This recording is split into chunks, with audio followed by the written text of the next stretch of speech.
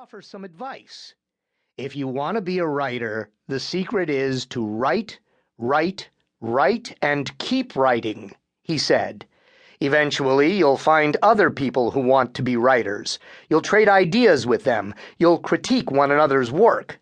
Keep writing. When you think you have something of merit, send it out. Chances are the first items you submit won't be accepted, but you can't be discouraged. Keep writing. One day, if you have something of promise to say, somebody somewhere will see it and become excited and help you. It's just that simple, he concluded, and that terribly difficult. I never received better advice. That letter is framed beside my desk, incidentally. Taking a hard look at myself, I realized that desire alone wasn't going to get me anywhere. I needed to learn how to put words and stories together. I finished high school and went to college, amazing myself as much as my high school principal. My mother and stepfather worked in a furniture factory, though, and they didn't have the money for my tuition. To pay it, I had to work summers at god-awful jobs. One involved 12-hour night shifts at a factory that made styrofoam containers.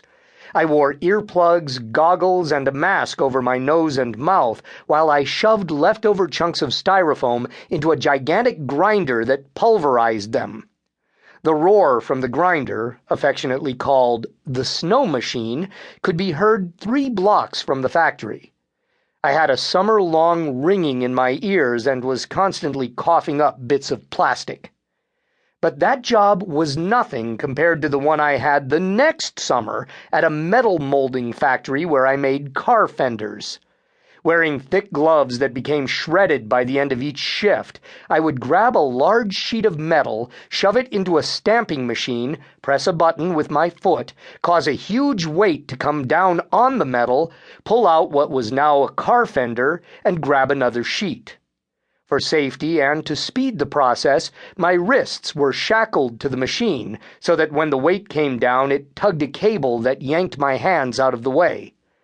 One morning, the factory's personnel manager, who used to call me to his office to have literary discussions, decided to put me on a safer job.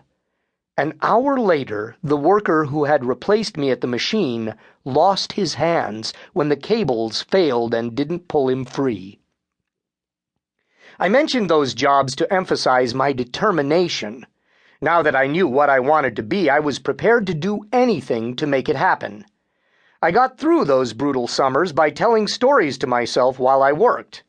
Although I was inspired by a screenwriter, I couldn't find any universities that offered courses in screenwriting, although these days such courses are everywhere. So I majored in English and American literature. The then small institution I went to, St. Jerome's College at the University of Waterloo in Canada, offered only one fiction writing course. But in retrospect, I'm glad there weren't more, because I'd have attended them all and missed various literature courses. Many of the important lessons I learned about writing fiction came from analyzing great novels. To feed my writing, I realized I needed to read in order to discover how the experts achieved their effects. Meanwhile, I wrote television scripts and sent them to various programs, but the scripts always came swiftly back with a note informing me that unsolicited manuscripts weren't welcome. Translation: get an agent. But how on earth was I supposed to do that when most agents wouldn't accept writers without experience? So I wrote short stories and sent them to various magazines. Those manuscripts always came swiftly back also, accompanied with a form letter announcing something like, "Your story doesn't suit our present needs." Eventually, I was forced to conclude that the odds against earning a living as a writer were terrible, and that a day job would be a good idea. Why not get a graduate degree in American literature, I thought, become a professor, write fiction when I wasn't teaching? I was encouraged that Sterling Siliphant was a novelist as well as a screenwriter, so after applying to a number of doctoral programs, I went to Pennsylvania State University, where I met Philip Klass. His pen name is William Tenn, the first professional writer I'd ever talked to. Klass